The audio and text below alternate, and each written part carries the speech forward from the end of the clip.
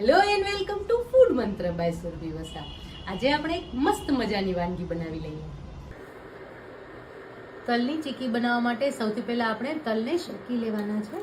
અત્યારે મેં સફેદ તલ લીધેલા છે, 1 કપ સફેદ તલ લીધેલા છે અને એની સામે 1 કપ ગોળ લીધેલો છે. એટલે કે તલ અને ગોળ એ બંનેનું પ્રપોર્શન છે, માપ છે, એક સરખું જ રાખવાનું છે.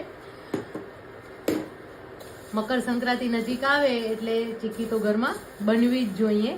ઉત્તરાયણમાં ચીકી જો ઘરમાં હાજર ન હોય તો જરા પણ મજા નથી આવતી. અને જેવી ઉત્તરાયણની શરૂઆત થાય એટલે કે 2-4 દિવસ પહેલેથી બધાના ઘરમાં ગોળનો પાયો બનવાની, ગોળ ઓગળવાની સરસ મજાની સુગંધ આવતી હોય છે.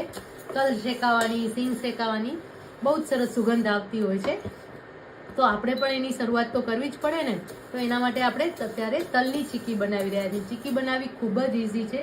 બધાને બહુ જ પ્રોબ્લેમ આવતો હોય છે કે તલની ચીકી કે સિંગની ચીકી જ્યારે પણ બનાવે ત્યારે કાં તો બહુ જ વધારે કડક થઈ જાય છે અથવા તો ચવડ થઈ જાય છે, વધારે પાયો સોફ્ટ રહી જાય છે, એના કારણે ચવડ થઈ જાય છે. તો આજે એકદમ પરફેક્ટ પાયો કેવી રીતે બનાવવાનો એ હું તમને બતાવી દઈશ.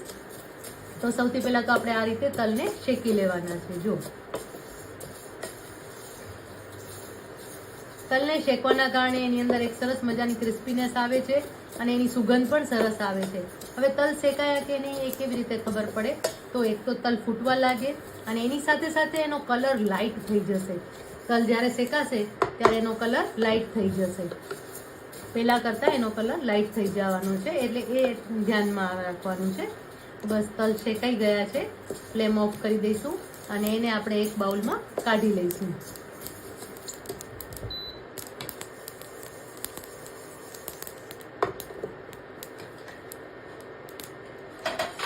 તલને આપણે એક પ્લેટમાં કાઢી લઈશું.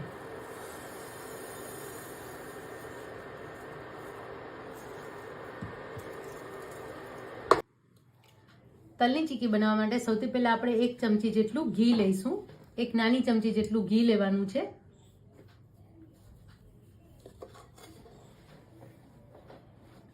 ઘીને પેનમાં ફેલાવી લઈશું.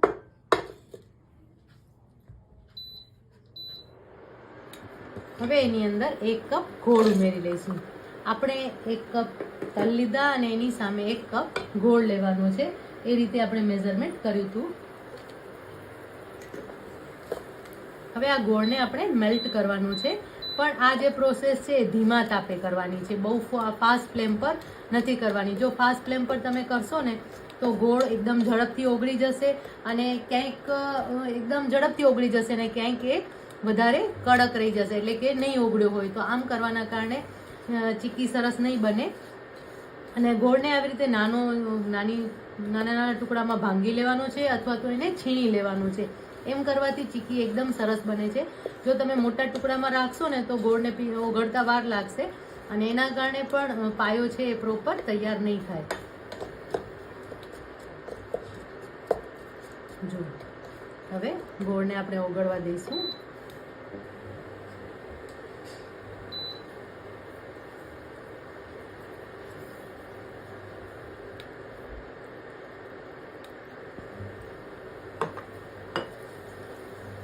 ગોળ ઓગળી ગયો છે.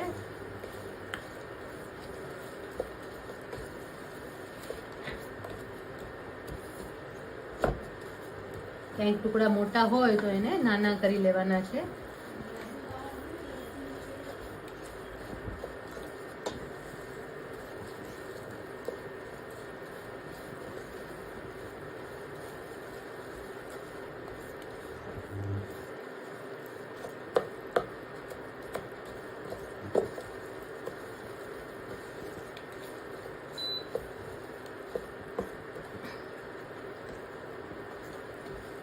અત્યારે મેં દેશી ગોળ લીધેલો છે એટલે થોડો લાલ ગોળ છે. તમે જો સફેદ ગોળ લેતા હો તો એમાં આટલી લાલાશ નહીં પકડાય અને એ ગોળ વધારે વ્હાઈટ રહેશે. મને થોડો લાલ કલરનો ગોળ ગમતો હોય છે અને આમે દેશી ગોળ સારો એટલે મેં દેશી ગોળનો ઉપયોગ કરેલો છે.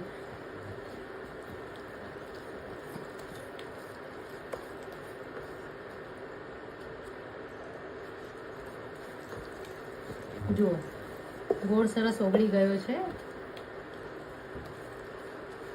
હવે પાયો કેવી રીતે થયો કે નહીં એ જો આપણે ચેક કરવું હોય તો ગોળ ઓગળી જાય એટલે એનો કલર થોડો ચેન્જ થાય છે. હવે એ પાયો પ્રોપર થયો છે કે નહીં એ જોવા માટે શું કરવાનું છે કે આપણે અત્યારે આ મિશ્રણ છે એ થોડું વધારે હેવી છે, ભારે છે.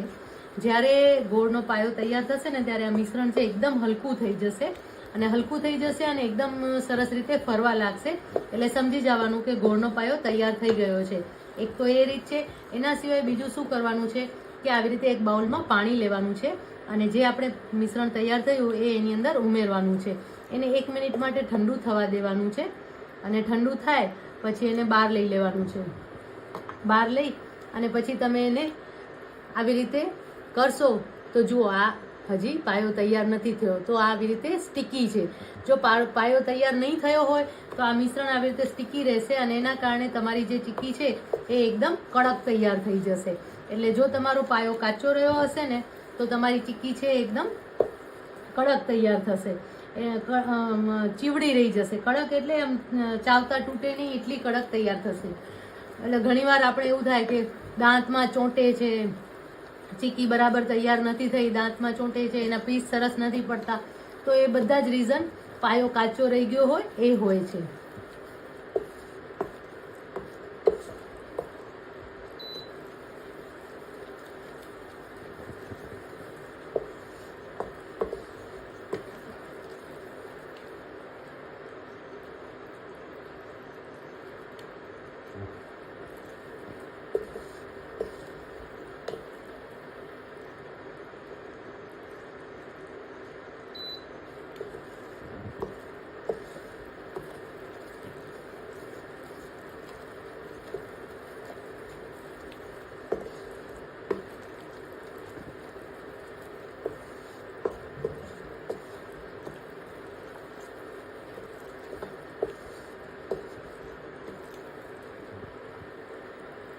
મિશ્રણ હવે લાઇટ ફરવા લાગ્યું છે અને બબલ્સ પણ ચારે બાજુ થવા લાગ્યા છે. એટલે ફરીથી આપણે એક વખત એને ચેક કરી લઈશું કે પાયો તૈયાર થઈ ગયો છે કે નથી થઈ ગયો.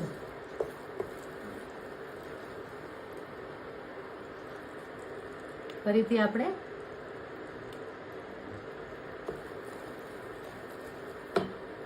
હવે આપણે એવું લાગે કે પાયો તૈયાર થઈ ગયો છે તો તરત જ ફ્લેમ ઓફ કરી દેવાની છે અને પછી આ મિશ્રણને ચેક કરવાનું છે. કારણ કે નહીં તો મિશ્રણ ચેક કરશું ત્યાં સુધીમાં પાયો વધારે આકરો થઈ જશે. જો હવે સરસ તૂટી જાય છે ને, આખો ભૂકો ભૂકો થઈ જાય છે એટલે પાયો તરત સરસ તૈયાર થઈ ગયો છે. અને હવે જે આપણે તલ શેકીને રાખ્યા હતા એ એની અંદર આપણે ઉમેરી દઈશું, પ્રોપરલી મિક્સ કરી લઈશું. તમને ગમતું હોય તો આની અંદર ઇલાયચી પાવડર ઉમેરી શકો છો.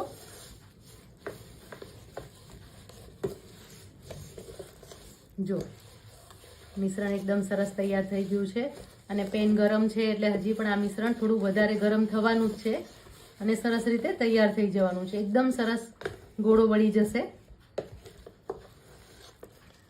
ચીક્કી બનાવવી ખૂબ જ સરળ છે અને એમાં જસ્ટ ખાલી જરાક જ તમે પાયાનું જો ધ્યાન રાખશો ને તો તમારી ચીક્કી એકદમ પરફેક્ટ તૈયાર થશે. જરા પણ ચિંતા કર્યા વગર એકદમ સરસ રીતે તૈયાર થઈ જશે.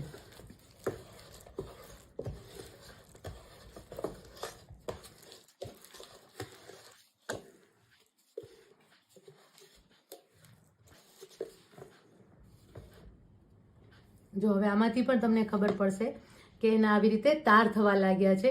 આ તાર થાય એટલે સમજી જવાનું કે ચીક્કી એકદમ સરસ તૈયાર થઈ ગઈ છે અને આવી રીતે એની ગોળી વળે છે અને પીસ આમ દબાવતા પણ સરસ થઈ જાય છે. એટલે આ ચીક્કી છે એકદમ સરસ તૈયાર થઈ ગઈ છે. હવે આ જે મિશ્રણ છે એને આપણે પાટલા પર લઈ અને વણી લઈશું. હવે એને આવી રીતે પાટલા પર લઈ લઈશું. પાટલા ઉપર મેં બટર પેપર મૂકી દીધો છે. ઘી કે તેલ વાળો હાથ કરી અને આવી રીતે દબાવી દેવાનું છે.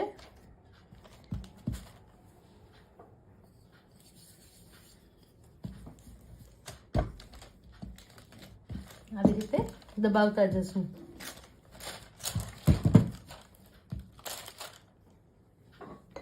આ પ્રોસેસ ખૂબ જ ઝડપથી કરવાની છે, નહીં તો જે મિશ્રણ છે એ વધારે ને વધારે કડક થતો જશે અને તમે એને વણી નહીં શકો.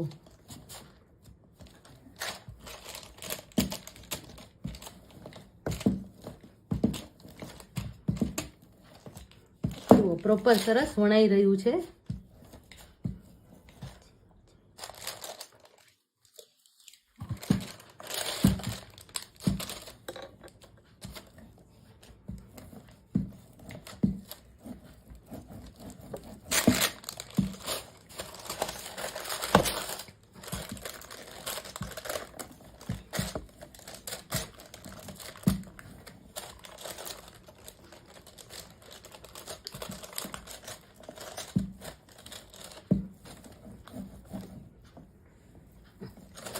એને થોડું દબાવીને વણવાનું તો સરસ રીતે વણાશે. ખેંચતા જવાનું છે.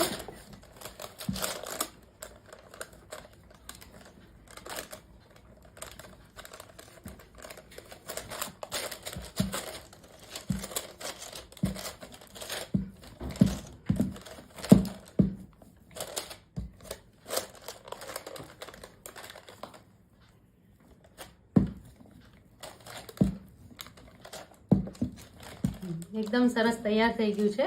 હવે એને કાપા પાડી દેવાના છે.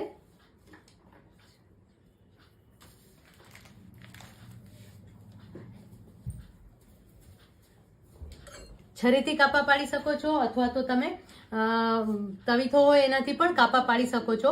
પણ અત્યારે કાપા પાડી અને રેવા દેવાના છે અને પછી એને કટ કરવાનું છે. હમણાં ને હમણાં કટ નહીં થાય, તરત જ એના કાપા પાડી લેવાના છે. જો આવી રીતે આમ તમે આનાથી પણ કરી શકો છો. અત્યારે આપણે જો આ રીતે કાપા પાડી શકાય છે અથવા તો છરીથી પણ કાપા પાડી શકાય છે.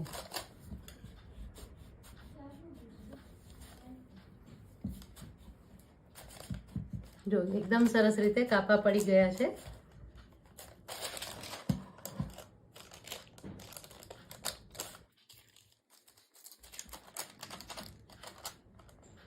અત્યારે આપણે સ્ક્વેર પીસ કરી રહ્યા છીએ. તમે રેક્ટેંગલ પણ કરી શકો છો અને સ્ક્વેર પણ કરી શકો છો.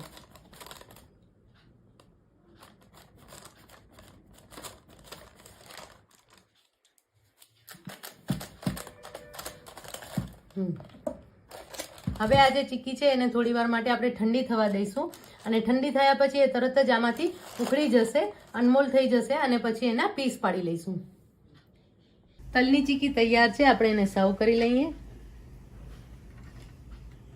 એકદમ મસ્ત એવી ચીક્કી તૈયાર થઈ છે. ચોક્કસથી તમે ઘરે બનાવજો. બહુ જ સરળતાથી ઘરે બની જાય છે અને એકવાર તમે બનાવશો એટલે તમને પણ કોન્ફિડન્સ આવી જશે.